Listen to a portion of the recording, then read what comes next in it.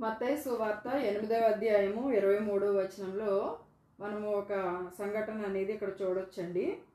ఏంటంటే యేసుక్రీస్తు వారు తన శిష్యులతో కలిసి ఒక దోణిలో సముద్రం మీద వెళ్తున్నప్పుడు ఆయన నిద్రపోతూ ఉంటారనమాట.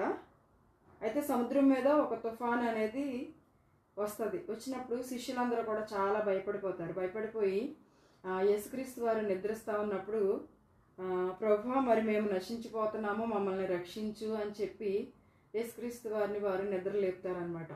అయితే యేసుక్రీస్తు వారు ఏమంటారు, వాళ్ళని అల్ప విశ్వాసులారా అంటారు.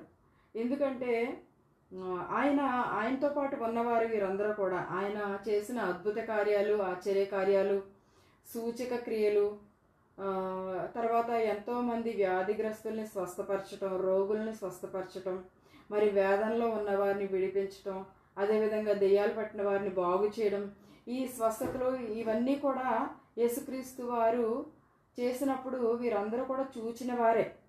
మనకి మత్తయి సువార్త 5వ అధ్యాయం 4వ అధ్యాయం 23వ వచనం చూస్తే కనుక యేసుక్రీస్తు వారు చేసిన క్రియలన్నీ కూడా అందులో క్లుప్తంగా వ్రాయబడి ఉంటాయండి. అయినప్పటికీ కూడా వీరు యేసుక్రీస్తు వారిని నమ్మలేదు. ఎందుకంటే ఇన్ని సూచక్రియలు చేసిన ఆయన ఒక మాట చెప్తే ఆ తుఫాను ఆగిపోద్ది, ఆ సముద్రము గాలి కూడా నిమ్మలిస్తుంది అని చెప్పి వీరు నమ్మలేకపోయారు. కాబట్టి వాళ్ళని యేసుక్రీస్తు వారు అల్ప విశ్వాసులారా మీరెందుకు భయపడుతున్నారు అని చెప్పి ఆ గాలిని సముద్రమును గద్దించినప్పుడు అవి వెంటనే కూడా నిమ్మళమైపోతాయండి. అంటే యేసుక్రీస్తు వారి మాటకు అంత శక్తి అనేది ఉంది. ఆయన మాట చేత ఈ సమస్త సృష్టిని కూడా సృష్టించాడు. అదేవిధంగా మరి మనిషిని తన పోలికగా ఆయన సృష్టించుకున్నాడు. ఈ ప్రకృతి అంతా కూడా ఆయన మాట వింటుంది.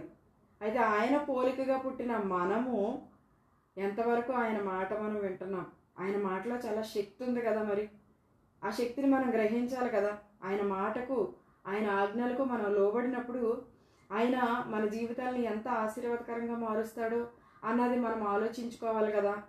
మరి ఈరోజు మన జీవితాలను మనం పరిశీలన చేసుకుందాం. మనం ఎంతవరకు దేవునికి లోబడి ఉంటున్నాము, ఆయన మాటకు మనం లోబడి ఉంటున్నాము అనేది ప్రతి ఒక్కరూ కూడా వాళ్ళని వాళ్ళు పరిశీలించుకోవాల్సిన అవసరం ఎంతైనా ఉంది.